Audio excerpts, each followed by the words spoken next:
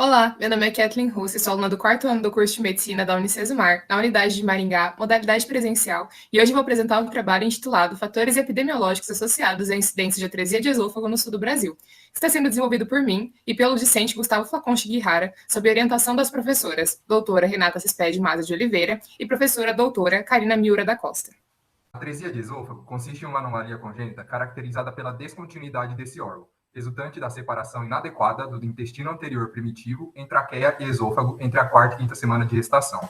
A atresia de esôfago ainda é comumente associada a outras anormalidades congênitas, principalmente cardíacas, gastrointestinais, musculoesqueléticas, geniturinárias e anorretais.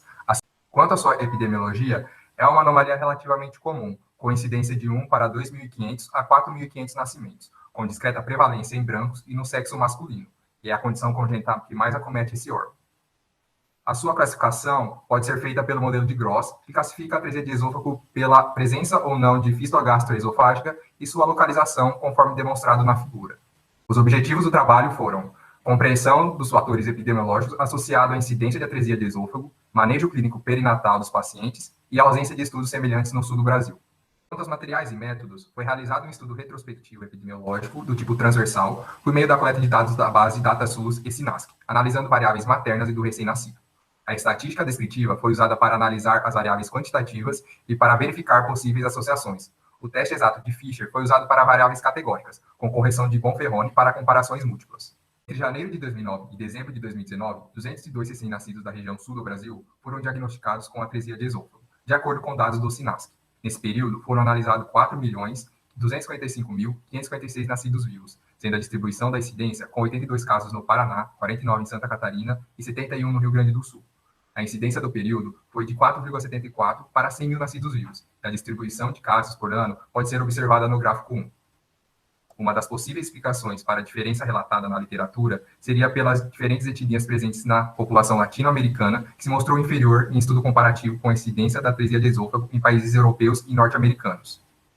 Com relação às variáveis maternas, a média da idade materna de recém-nascidos com atresia de esôfago foi de 28,04 anos, e houve associação entre a idade materna acima de 35 anos e atresia de esôfago. A literatura conflita com relação à associação entre a idade materna avançada e a incidência de atresia de esôfago.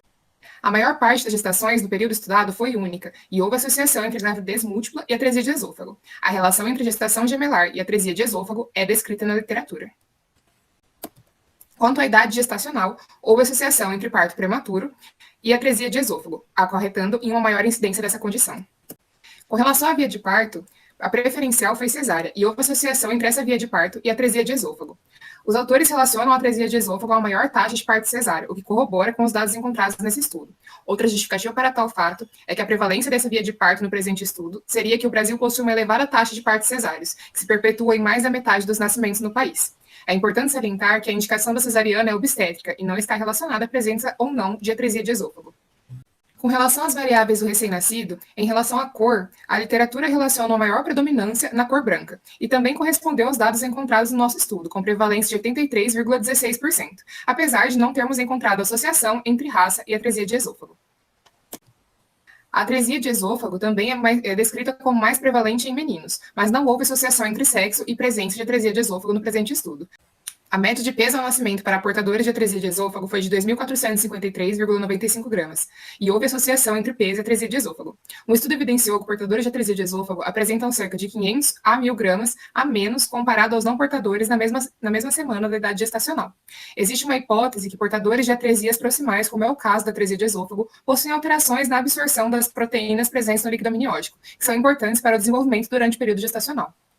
A mediana para o Apgar do primeiro minuto para portadores de atresia de esôfago foi 8. O Apgar do quinto minuto para portadores de atresia de esôfago foi de 9. Houve associação entre o Apgar, menor que 6, e a atresia de esôfago.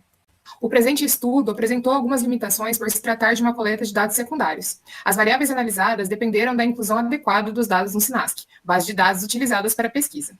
Outro ponto relevante a ser destacado foi a impossibilidade de se fazer análise comparativa com o sistema de informação de mortalidade. Apesar dessas limitações, este é o único estudo epidemiológico da atresia de esôfago que abrange os 3 estados do sul do Brasil, sendo importante para difundir o conhecimento sobre essa doença, que geralmente apresenta prognóstico favorável se tratada precocemente, mas pode resultar em elevada mortalidade caso não seja previamente reconhecida.